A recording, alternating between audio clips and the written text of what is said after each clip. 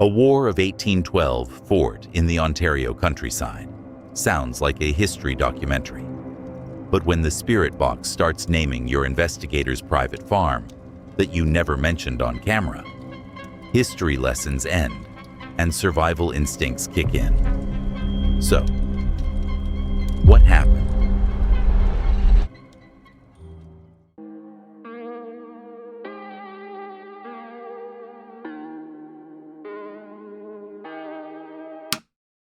The first video tonight comes from Hauntingly Krista, a Canadian paranormal team that explores historic locations most people just read about in textbooks.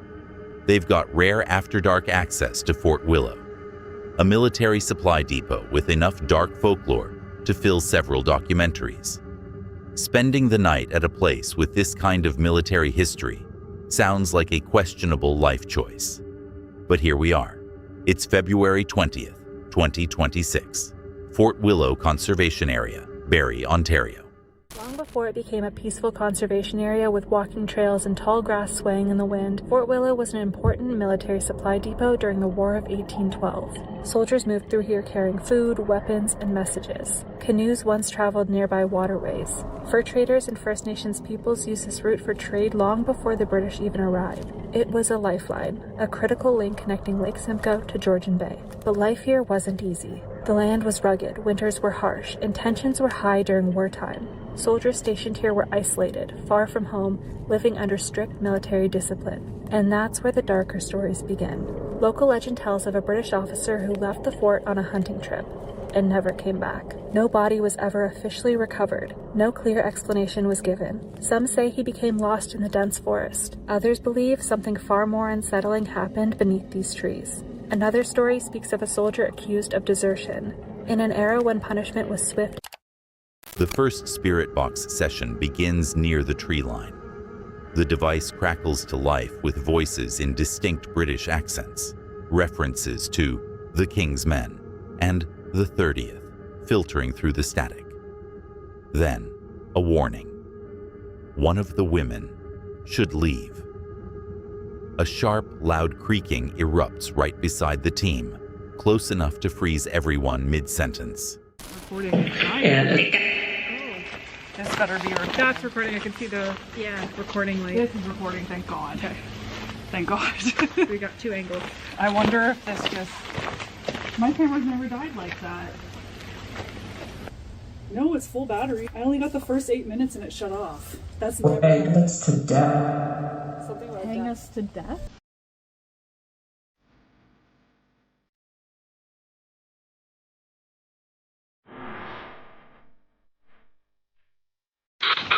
So we're here at the blacksmith house.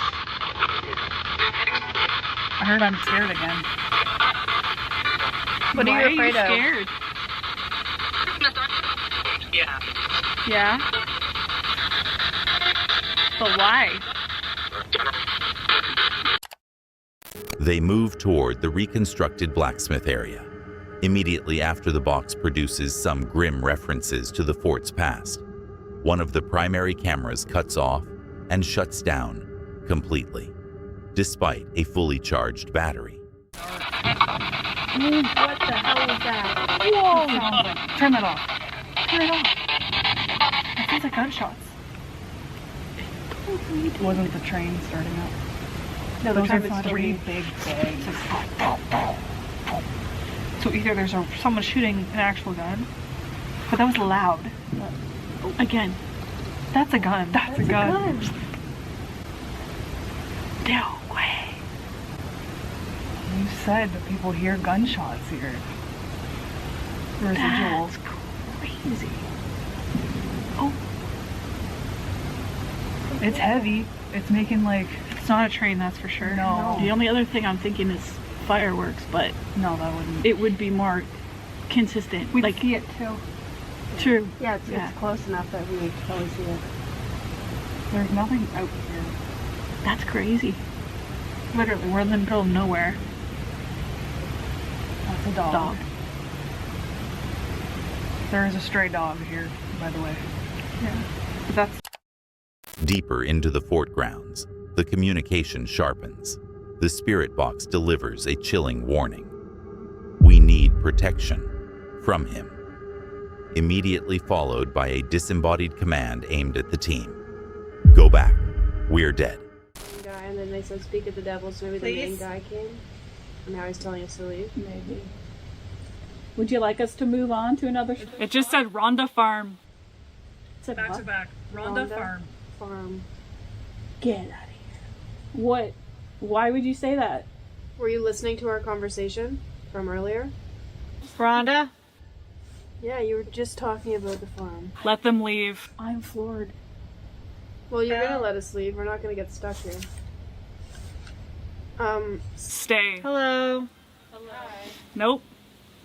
Go. Really creeped out right now. Yeah. What about me and what about the farm? better? What did she say? Oh, you better. Was someone sick? Rhonda's good. Rhonda's good? I try to be. Fort. Where?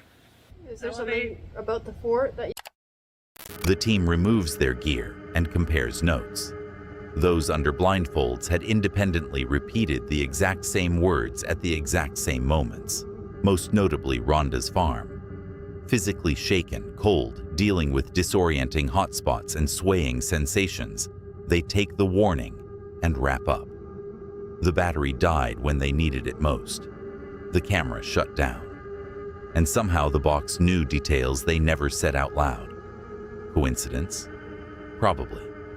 But at historic sites like these, you start connecting dots that might not actually be there. Or maybe they are. But honestly, that was way too close. 4 p.m. in bear country, with fading light and wet boots. Every hiker's nightmare scenario playing out in real time. The wilderness doesn't care about your itinerary when the sun starts dropping and the rivers run cold. This is what he found. The second video tonight comes from My Kilski, a Canadian channel that documents solo backpacking trips with cinematic production values. Michael is pushing into Prince Albert National Park for an overnight trek, carrying gear most weekend warriors wouldn't dream of hauling. Late starts and remote trails don't mix well. But here we are. It's July 15th, 2026, Prince Albert National Park, Saskatchewan.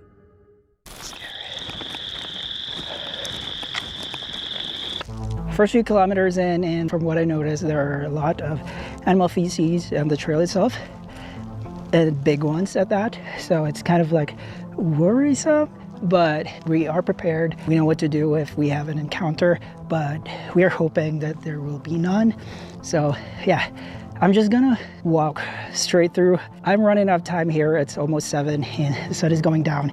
I still have a lot of kilometers to go to, so yeah, let's go.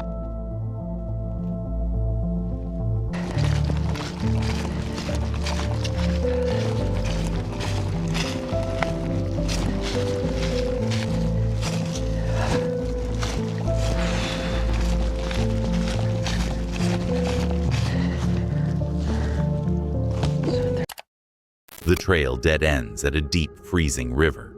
No bridge, no alternate route, just ice-cold water that has to be crossed. He wades in, boots and socks submerged, knowing he's now hiking wet for hours, with the temperature dropping. There's another stream that cuts the trail.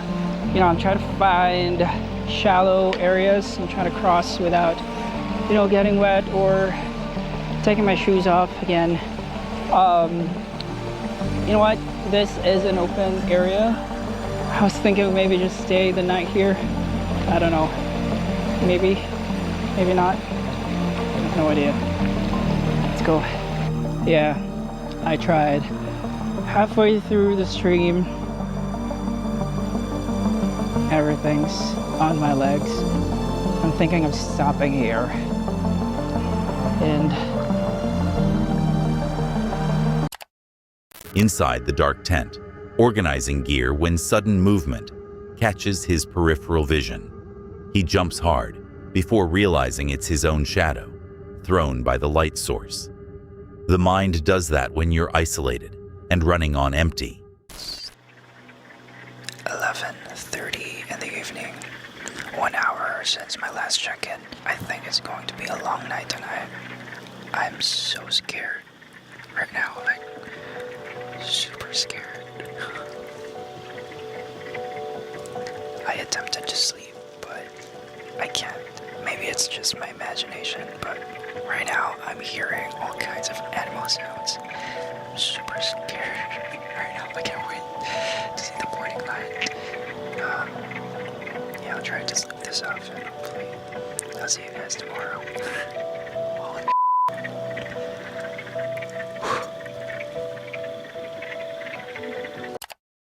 Next morning, Michael reflects. No amount of gear truly prepares you for the reality of rugged backcountry. Trusting his gut, stopping early when the conditions turned hazardous, is what kept a rough night from becoming something that needed a rescue. Shit, is that a bear or a fox or something? Holy cow. I think that's a fox. Or a bear. Holy shit. I should really lie low.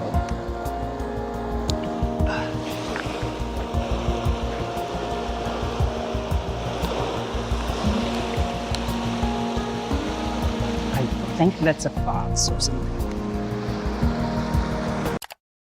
Trekking back in the early morning, he spots movement ahead on the path. A wild creature, bear or fox, impossible to tell at that distance.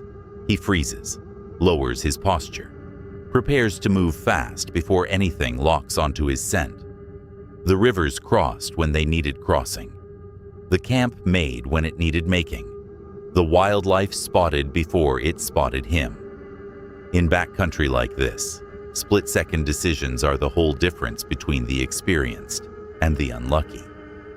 Yeah, I'm good on late starts in bear country for a while. What makes someone return to the exact spot where a black bear shredded their shelter? For this couple, it's the realization that if they don't pack up what's left, there won't be anything left to pack. But stepping back into those woods means facing the possibility that the bear never left. Let's see what happened. The third video tonight comes from Gidchi Trips, a Canadian couples channel that splits time between off-grid wilderness camping and international travel. They've got a remote wilderness plot that's become prime real estate for local wildlife. It's June 27th, 2026. Remote wilderness plot, Canada. Come join us as we head back to the land to take down the tent. The bear completely ripped a hole in the side, so we're going to do an update and try to figure out what we're going to do next. As I'm going over the footage and that here, I noticed that, see this patch right there? He's right horny for that patch.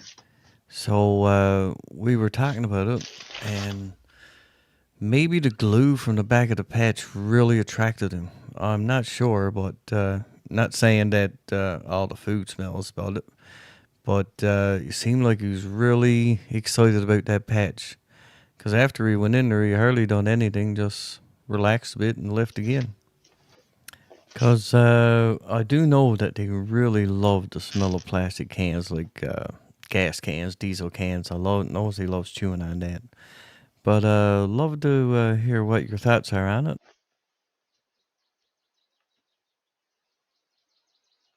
Well, good day, everybody. We're up at the land again. We're going to go down and try to take down the tent now before it's demolished completely. Yeah, we goes back to work.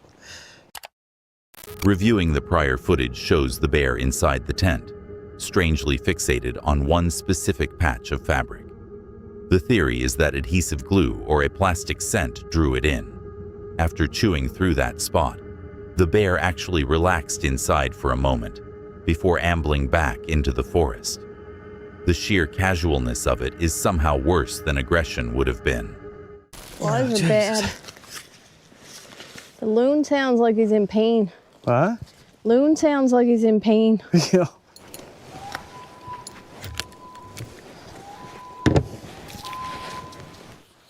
I don't think I ever felt like I gotta look over my shoulder this much. Oh, I know.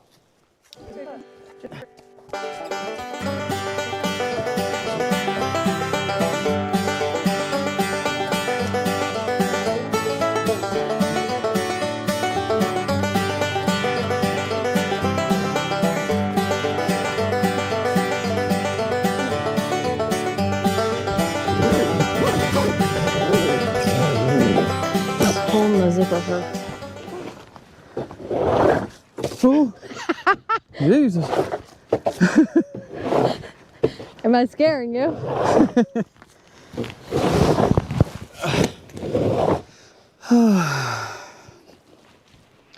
Yeah. I don't like the look of that now, do you? No. It's pretty sad. All this time, I wish winter away. Yeah, Now I miss it. yeah. Which way are you going? This way. As they unscrew bolts to collapse the frame, a distant loon call comes out unusually strained. The host admits he's never felt the need to check over his shoulder like this before, every snapped branch registering as a possible return.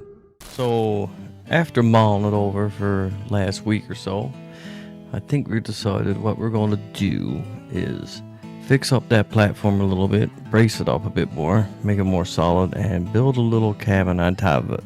So come join us now in future episodes and see if we can get this little cabin built this summer.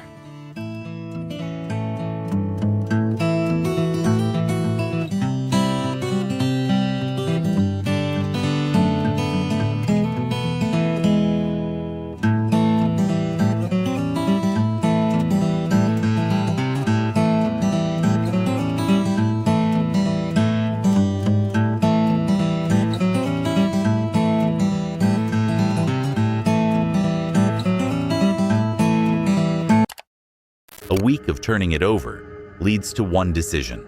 Soft-sided tents offer no real protection against local predators. The wooden platform gets reinforced, braced up, and the next project becomes a solid timber cabin. Adapt or keep donating tents to the local bear population. The tent failed when they needed it most. The bear came when they weren't there, and might well have returned if they had been. Coincidence? Probably. But in wilderness like this, you start connecting dots that might not actually be there. Or maybe they are. I'm still trying to process the decision to go back at all. He's halfway through setting up camp when he remembers. Something destroyed his tent at this exact spot before. Now it's getting dark. The woods are flooded, and he's about to find out if whatever did it is still around. It gets worse from here. The fourth video tonight comes from Exploring with Bear, a solo wilderness channel that blends bushcraft with cryptid hunting. Bear is back at a flooded woodland location where he previously lost a tent to an unknown entity or trespasser. Most investigators would choose a different location after their gear gets destroyed. He's setting up bait apples and thermal cameras. The camera kept rolling. It's April 17th, 2026. Remote, flooded woodland, USA. Welcome back to another camping adventure. If you're new to the channel, I'm Jer Bear. Now tonight, I'm about to set up camp here, and this is probably in the definitely top 5 scariest places that I've ever camped. What I did not realize was how flooded it was going to be. Everything is just super duper flooded. But even though everything is super duper soaking wet, I got something special for you. I'm going to start tonight's fire with a pickle. I also brought a couple apples to leave for Bigfoot and a thermal imaging camera that we're going to be running tonight and see if we can't spot anything. Wood knocks echo through the trees, a deliberate pattern designed to provoke a response, and heavy footfalls answer from the nearby woods. Clear, deliberate movement in the dark. Something large is walking toward the call. Something breathing really hard. It was almost like whimpering, but it was solid breath at the same time. So we're like,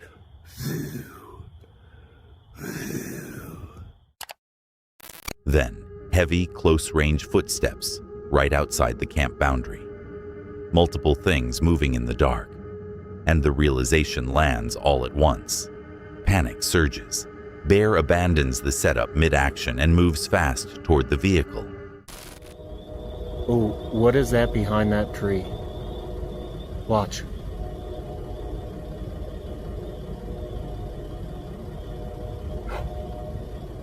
Oh, there was a... Oh, what are you doing? I don't know if that just came up on camera. That was a huge breath, right? Like I said, I don't know if that just came up on camera, but that was a huge growlish breath right behind the truck. The camp abandoned when he needed it most. The vehicle became sanctuary the moment the woods turned hostile. Coincidence? Probably. But in flooded woodlands like these, you start connecting dots that might not actually be there. Or maybe they are. You couldn't pay me to set up at a site where my gear was already destroyed. 2,800 feet up a mountain track with 2 kids in the back seat, fresh unplowed snow under the tires, and daylight fading fast. The kind of situation where one wrong move turns a family adventure into a rescue operation. Let's get into it. The 5th video tonight comes from Tyler and Hannah, an overlanding family channel documenting road trips across North America in a heavily modified Subaru Crosstrek. They've got 2 young daughters along for the ride, which adds a different kind of stakes to every decision. Most families would look at snow-covered mountain roads and keep driving to the nearest hotel. These 2 see DNR land and keep climbing. They made it out with the footage. It's March 4th, 2026, 9 Mile Falls, Spokane County, Washington. Already at 2,800 feet. There's snow with no tracks. Oh, we're making it! Oh, okay.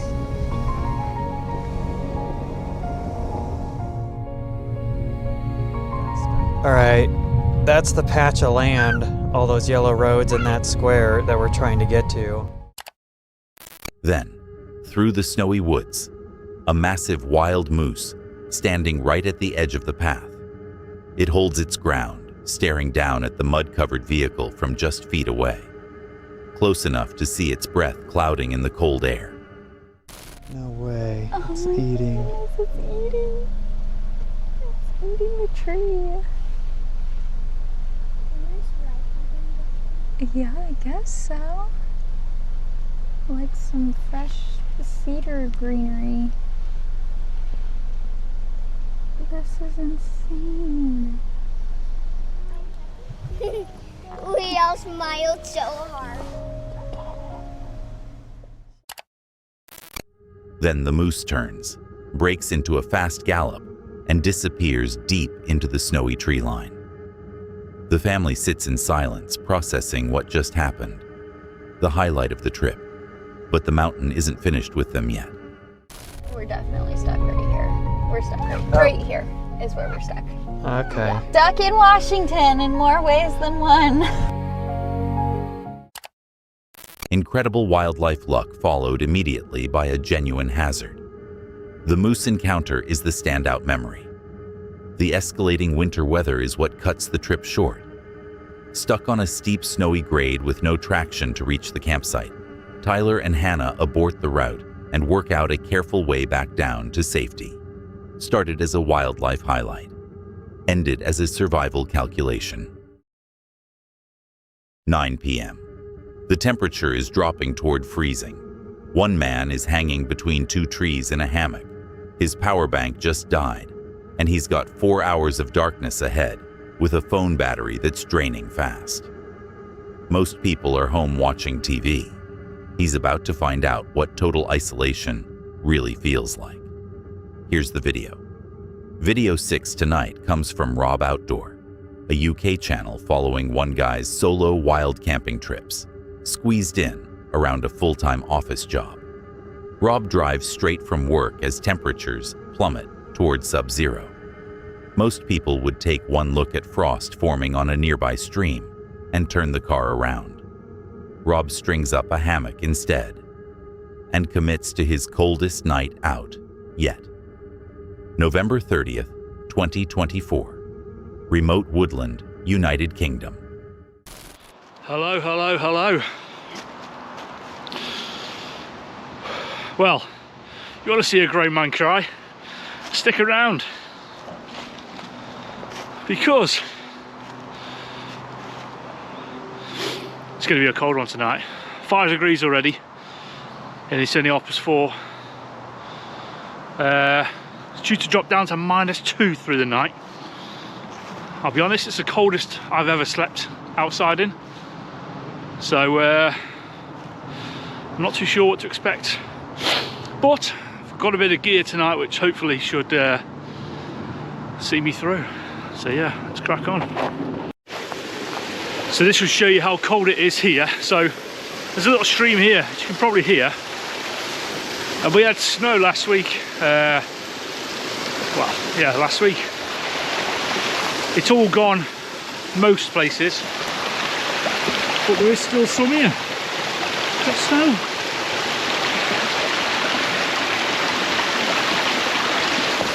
Just realised I don't think that is snow. I think it's some kind of scum on the water. I won't be drinking out of that tonight.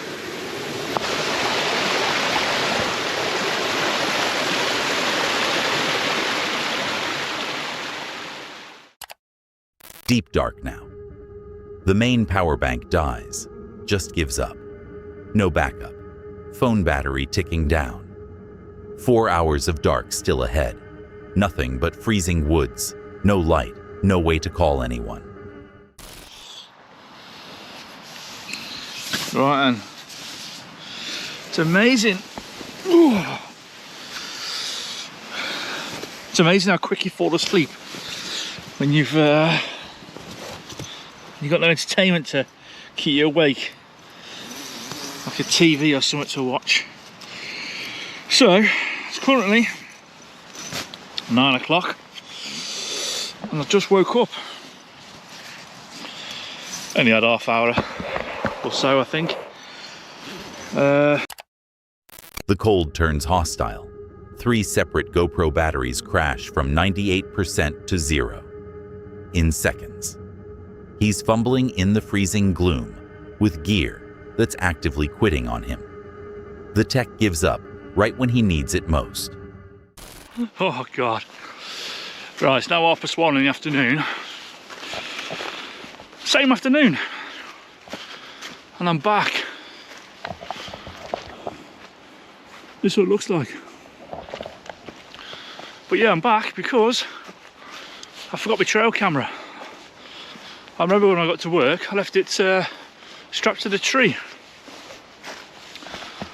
Problem is, this place looks a lot different when it was dark. So I'm not really too sure where I was. So Total isolation. Equipment failing one piece at a time.